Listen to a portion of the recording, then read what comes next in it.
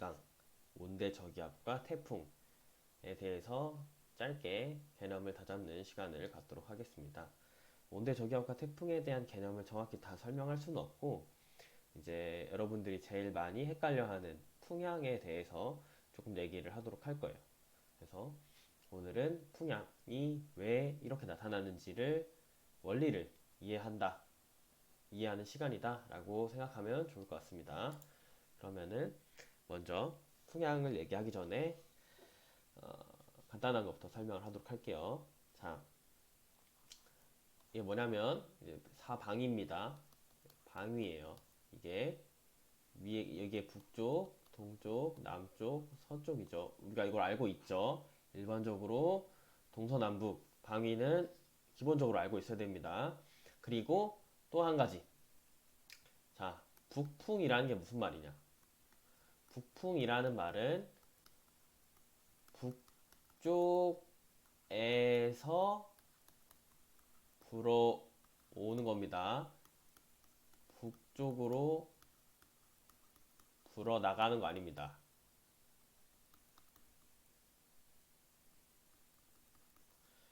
북풍은 북쪽에서 불어오는 거지 북쪽으로 불어 나가는 것이 아니다. 이 사실을 꼭 기억을 해두고 생각을 해야 돼요. 자, 그럼 이 내용은 기본적으로 알고 있다고 생각을 하고 그럼 온대저기압을 잠깐 짧게 그려보도록 하겠습니다. 온대저기압이 보통 지도에서 이런 식으로 나타나죠. 여기는 빨갛게 그래서 보통 뭐 이런 식으로 써 있습니다. 이렇게 그려져 있죠. 온대저기압 공부를 한 학생이라면 뭘 그렸는지는 알 수 있을 거예요. 이렇게 저기압 표시를 해주고 이게 온대저기압 중심이죠. 자, 그러면 이게 뭐죠? 온난전선이고 얘는 한랭전선이 됩니다. 자, 이제 가장 큰 문제가 생기게 되는데 자, 이제 학생들이 가장 많이 어려워하고 또 오개념을 갖는 부분이기도 해요. 이 방향이라는 게 무슨 말이냐? 문제 많이 나옵니다. 온난전선 전면, 그 다음에 한랭전선 후면.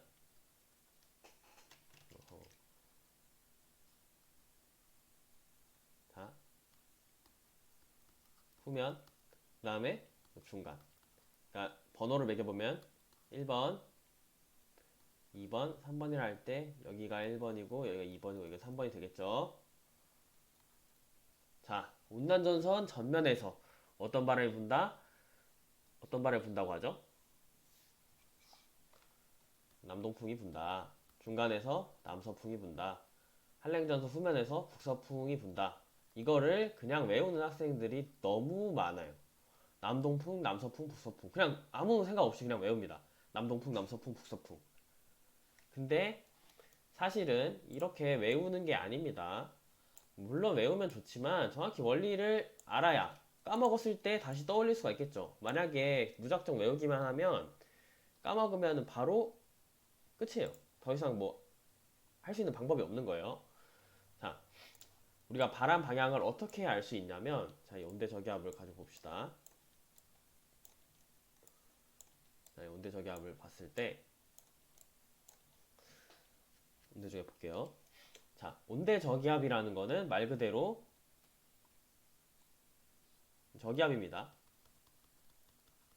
중학교 때 배웁니다. 바람은 고기압에서 저기압으로 붑니다. 그쵸?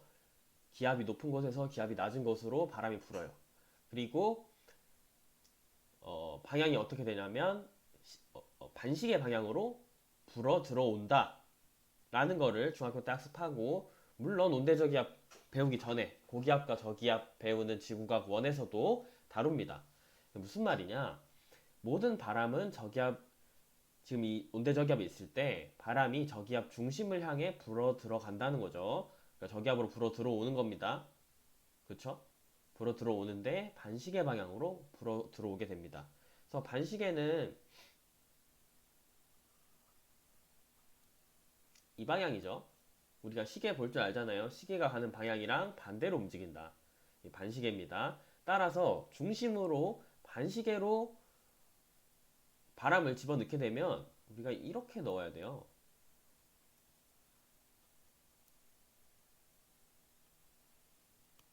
그쵸? 지금 선생님이 그린 화살표 3개가 모두 반시계 방향으로 그려진 거고, 그림을 잘 보면,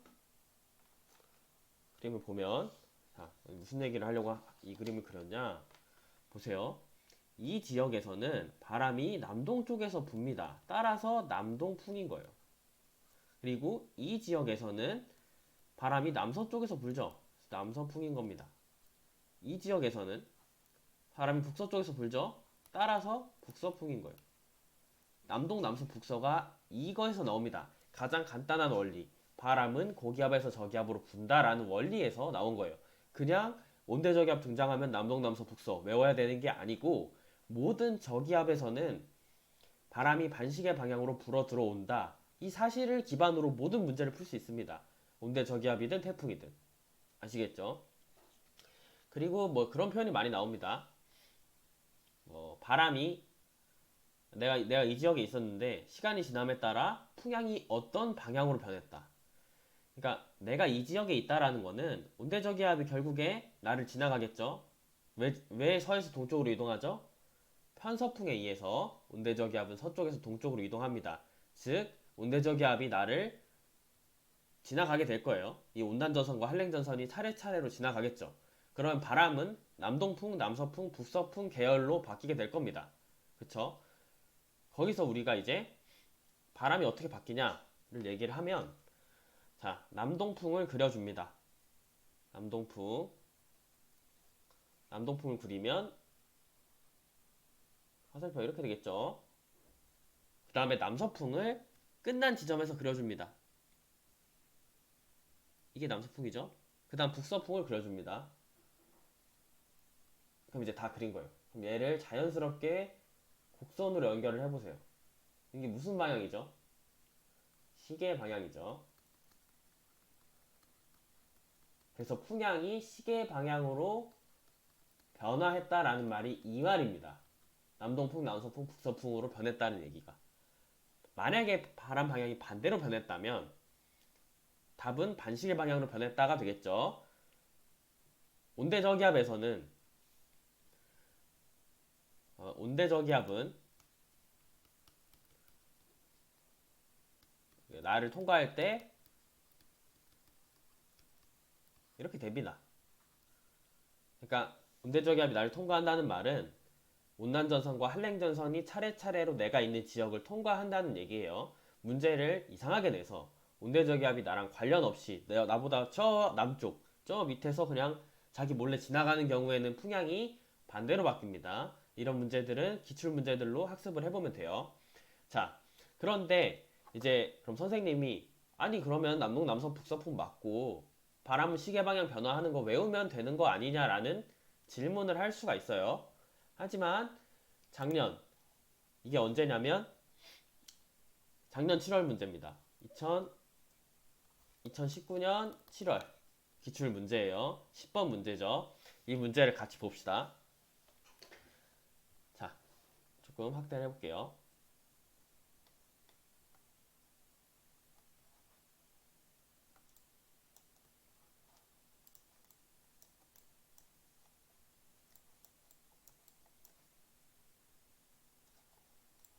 잘 보이나요? 네. 자, 그림 가와 나는 12시간 간격으로 작성된 우리나라 주변의 일기도를 순서 없이 나타낸 것이다. 뭐 다른 뭐 내용을 얘기할 필요는 없고 당연히 나가 더 먼저 작성된 일기도고 온대저기압의 세력, 디귿 보기의 온대저기압의 세력은 어디서 더 기압이 낮나 그것만 보면 되는 거죠. 어디서 기압이 더 낮는지만 비교하면 되는데 이 문제는 기역이었어요. 자, 가해 A 지역에서는 북서풍이 분다. 가해 A 지역 지금 가해 A 지역 그림이 어떻게 돼 있냐면 저기압이 지금 온대저기압이 이런 식으로 돼 있어요. 이렇게 돼 있고 지금 여기 A를 찍어 놨습니다. 지금 얘는 한랭전선, 얘는 온난전선이죠. 그러면 온대저기압 그림이 조금 뭐 평소 보던 거랑 좀 다르긴 하지만 아무튼 한랭전선 뒤잖아요. 그러면 그럼 북서풍이지 라고 풀면 안 됩니다. 이렇게 틀린 학생들이 정말 많았어요. 이게 비록 7월 모의고사여서 평가는 아니었지만 이런 교육청 모의고사에서 온대저기압을 무작정 이렇게 외우는 걸 싫어한다라는 걸 보여주고 있어요. 이렇게 외우지 말아라. 너네는 온대저기압 바람 방향이 왜 그런지 원리를 통해 알아야 된다라는 얘기를 한 겁니다. 자, 무슨 뜻이냐면 아까 선생님이 말했듯이 바람의 방향은 고기압에서 저기압으로 흐릅니다. 그리고 저기압에서는 반시계 방향으로 불어 들어오는 방향이 되는 거예요. 따라서 그렇기 때문에 이 그림에서는 바람이 여기서는 이렇게 중간에서는 이렇게 불 거고 A를 통과하는 바람은 이렇게 불겠죠. 그렇잖아요. 그쵸? 따라서 A 지역에서는 북서풍이 아니라 남서풍이 분다라고 해야 맞습니다. 그러니까 온대저기압이 지금 온대저기압에서 한랭전선 뒷면이냐 온난전선 앞면이냐가 중요한 게 아니라 온대저기압의 중심에 대해서 어느 위치에 있는지가 중요한 거예요. 지금 이 문제에서 지금 A점 있죠? A점은 아까 우리가 그렸던 온대저기압에 아까 우리가 대충 이렇게 그렸던 온대저기압의 요 파트잖아요. 지금 요 지역에 있잖아요. 지금 그쵸? 지금 여기가 A랑 같은 거잖아요. 상대적 거리만 보면 여기서 남서풍이 불었잖아요. 여기도 마찬가지로 남서풍이 부는 겁니다. 이 바람 방향에서 온난전선과 한랭전선은 아무런 영향을 끼치지 않아요. 무슨 말인지 알겠죠? 바람은 저기압으로 불어 들어간다. 바람은 고기압에서 저기압으로 분다라는 사실 자체로 이 온대 저기압 문제를 접근을 해줘야 된다라는 겁니다. 이 부분을 놓치는 학생들이 많았기 때문에 이 부분을 특별히 얘기를 했던 거고, 자, 태풍. 태풍도 이제 제대로 설명하면은 참 긴데 간단하게 태풍이 이렇게 가운데 있다고 칩시다. 태풍이 이렇게 지나가요. 태풍이 이렇게 지나가면 태풍의 오른쪽이 있고 태풍의 오른쪽 그러니까 지금 진행 방향에 대해서 오른쪽이죠. 여기 오른쪽 왼쪽이 있죠. 그러면은 어디가 위험 반원이죠? 오른쪽이 위험 반원입니다. 왼쪽은 안전 반원이죠. 이 위험 반원이 나타나는 이유는 뭐 책을 봐도 되고 인터넷을 찾아봐도 나오겠지만 편서풍과 태풍에 의해 태풍, 즉 저기압에 의해 부는 바람, 방향이 같기 때문에 나타납니다. 안전반원은 반대이기 때문에 서로 상쇄가 돼요. 따라서 바람 속도가 풍속이 약간 작다. 이래서 위험반원과 안전반원을 나눕니다. 그런데 이 내용은 다 알아요. 근데 정말 자주 많이 나오는 내용이 뭐냐면 이제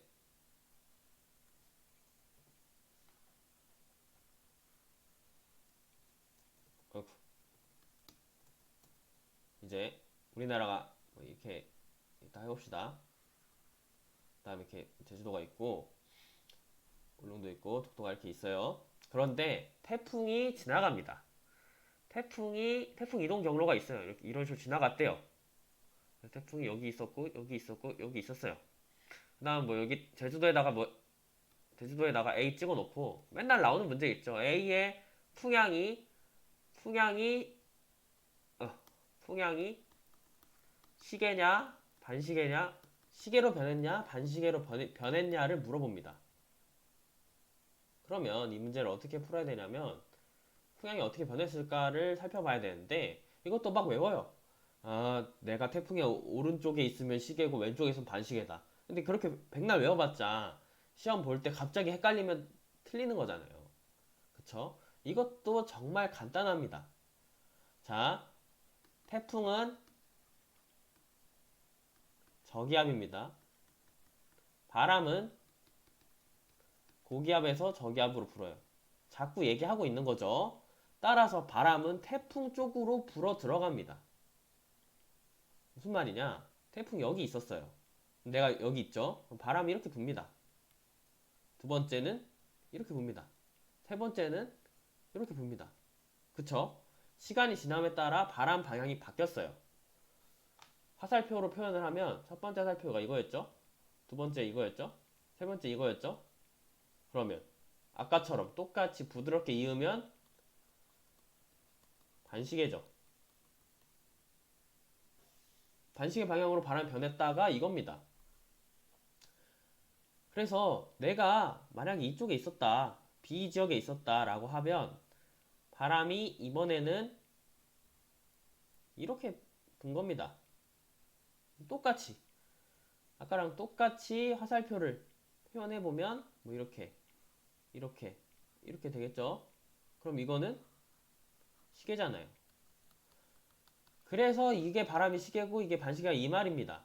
그래서 왼쪽에 있으면 반시계고 오른쪽에 있으면 시계고 뭐 외우는 것도 좋은데 문제는 잘못 외웠을 경우 혹은 외웠다가 까먹었을 경우를 대비해서 우리가 원리에 대해서 생각을 해야 된다는 거죠. 그런데 그 원리는 가장 간단한 원리다. 바람은 고기압에서 저기압으로 분다. 태풍은 저기압이다. 이것밖에 없어요. 알겠죠? 온대저기압 태풍은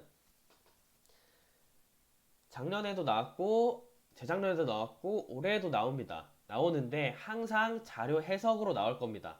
자료 해석으로 나올 거고 바람 방향이 어떻게 됐니? 뭐 풍속이 어땠니? 언제 세력이 강했니? 맨날 그거 물어봐요. 나오는 문제 뻔한데 살짝 꼬게 되면 우리 학생들이 많이 틀릴 수 있죠. 아까 봤던 이 문제처럼 한랭전선 후면은 북서풍이다 이런 거 아닙니다. 저기압에 대해서 내가 어느 위치에 있느냐가 제일 중요한 거예요. 알겠죠? 그리고 이제 태풍에 대해서 잠깐만 얘기할 텐데 그 책 보면 다 나오는 내용이니까 보시면 돼요. 자, 태풍은 저기압입니다. 따라서 상승 기류가 있죠. 그런데 이런 표현이 나옵니다. 태풍의 눈에는 약한 하강 기류가 존재한다라는 거 정말 많이 봤을 거예요. 태풍의 눈에는 이게 있습니다. 이건 맞아요. 그런데 저기압이니까 상승 기류야. 그럼 하강 기류면 그럼 고기압이겠네. 그럼 태풍의 눈에는 고기압이 있다. 이건 틀린 겁니다. 태풍의 눈에서 태풍의 태풍의 중심에서 기압이 제일 낮습니다. 이 말은 다르게 하면 세력이 가장 강하다고 할 수 있죠. 왜냐하면 태풍은 저기압이니까 기압이 낮은 게 센 겁니다. 그렇죠? 태풍의 눈은 기압이 제일 낮고 세력이 가장 강하고 저기압이지만 약한 하강기류가 있다. 약한 하강기류라고 해서 고기압이 있는 게 아니다라는 거 꼭 기억해 두셔야 됩니다. 이 부분 정말 잘 나와요. 그리고 뭐 태풍의 눈에서는 바람도 약하죠. 잠깐 보면은 풍속도 약합니다. 그리고 이런 그래프가 나옵니다. 태풍 문제가 있을 때 그래프가 나오는 경우가 있는데 풍속 그래프예요. 풍속 그래프를 어떤 식으로 주냐면 이런 식으로 줍니다. 풍속 이게 사실 좀 더 내려가죠. 이런 식으로 이렇게 나오면 여기가 이제 태풍의 눈이라는 걸 알 수가 있겠죠. 그런데 자 여기랑 여기는 차이가 왜 발생하는 거죠? 태풍의 눈에서 비슷한 거리가 떨어져 있는데 왜 풍속이 이쪽이 더 빠를까요? 그 이유는 이쪽이 오른쪽, 즉 위험 반원이기 때문입니다. 무슨 말인지 알겠나요?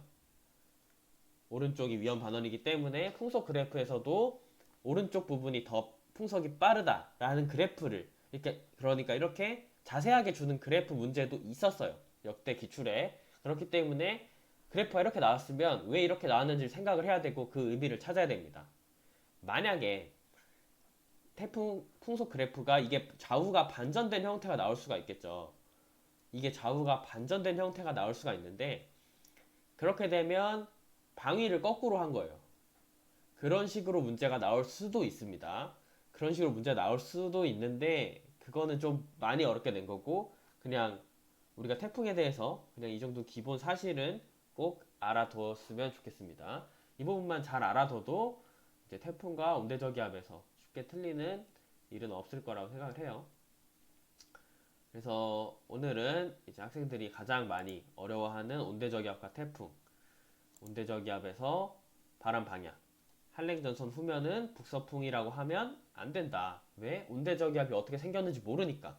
이렇게 말하는 건 한랭전선 후면이 북서풍이 분다라고 말하는 건 우리가 맨날 봤던 그런 삼각형 형태의 가장 기본적인 교과서에서 매번 나오는 온대저기압 그림일 때만 해당된다. 실제로 시험에서도 온대저기압 문제는 온대저기압 그림은 자기 마음대로 돌려서 낸다. 그러면 우리는 원리에 입각해서 풀어야 되지 외워서 풀려고 하면 안 된다라는 겁니다. 아시겠죠? 이게 가장 기본적인 내용이니까 꼭 기억해 두시길 바라고 태풍도 마찬가지로 저기압이니까 바람 부는 법칙에 고기압에서 저기압으로 바람이 분다. 그 법칙에 의해서 풀면 문제가 없다.